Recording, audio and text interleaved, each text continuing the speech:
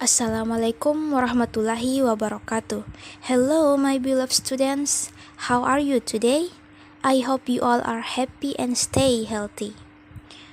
Well, before we continue our lesson today, I wanna ask you first.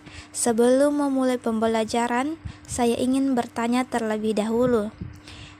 Have you ever heard that and see something that prohibited and obligated?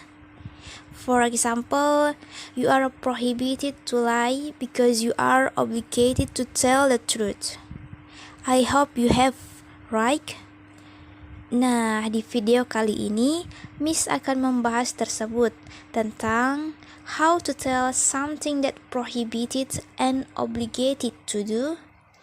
Bagaimana sih mengatakan sesuatu yang dilarang atau harus kita lakukan? Dalam bahasa Inggris tentunya. Are you ready for our lesson today? Well, let's start it. The first is prohibition, yang artinya larangan. Modals for stating prohibition, modal atau kata untuk menyatakan larangan. Ada dua yaitu can't, must not, or mustn't. We use can't and mustn't to show that something is prohibited or it is not allowed. Penggunaan can't dan mustn't untuk menunjukkan sesuatu yang dilarang atau tidak diizinkan. Yang pertama, can't, yang artinya tidak boleh. We use can't to talk about something that is against the rules, particularly when we didn't make the rules. Penggunaan can't untuk menyatakan sesuatu yang berlawanan dengan aturan, terutama jika aturan itu tidak dibuat atau tidak tertulis. Example, contohnya, what does the sign say? Oh, we can't park here. Apa sih arti tanda ini? Oh, kita tidak bisa parkir di sini. Modals yang kedua, must not. We use must not to talk about what is not permitted. It is common on public signs and notices informing people of rules and laws.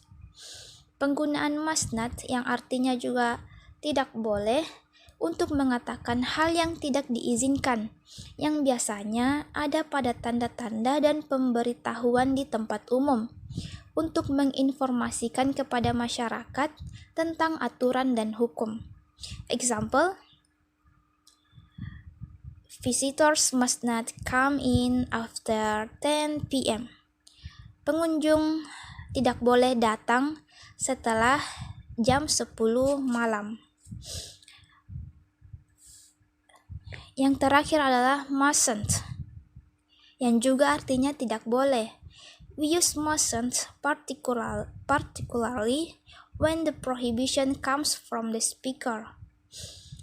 Penggunaan mustn't biasanya untuk menyatakan larangan yang datangnya dari seorang pembicara.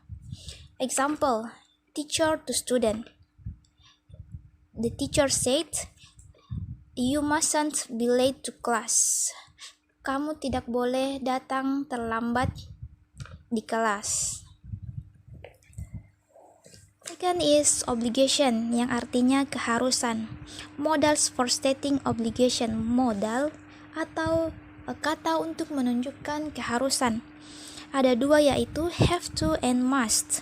We use have to and must to express obligation, and there is a slight difference between the way we use them. Penggunaan have to dan must untuk menunjukkan keharusan, dan ada sedikit perbedaan dari penggunaan kedua kata ini. Yang pertama, have to yang artinya harus. Have to shows us that the obligation comes from outside the speaker. Have to menunjukkan keharusan yang datangnya dari orang lain, bukan si pembicara. Example, I cannot join. I have to do my homework. Aku tidak bisa bergabung. Aku harus melakukan atau mengerjakan tugasku. The second, must, yang juga artinya harus. Must expresses a strong obligation or necessity. It often shows us that obligation comes from the speaker or authority that wrote the sentence. Must menunjukkan keharusan yang lebih kuat. Ini biasanya menunjukkan keharusan yang datangnya dari si pembicara atau otoritas yang menulis kalimat tersebut. Example, contohnya, in pandemic, people must wear mask in all public spaces. Di masa pandemi, masyarakat harus menggunakan masker di semua tempat publik atau umum. Note atau catatan. We do not use must to express obligation in the past. We use had to instead. Kita tidak menggunakan must untuk menyatakan keharusan yang telah lampau atau telah berlalu. Kita menggunakan had to. Example, I had to go yesterday.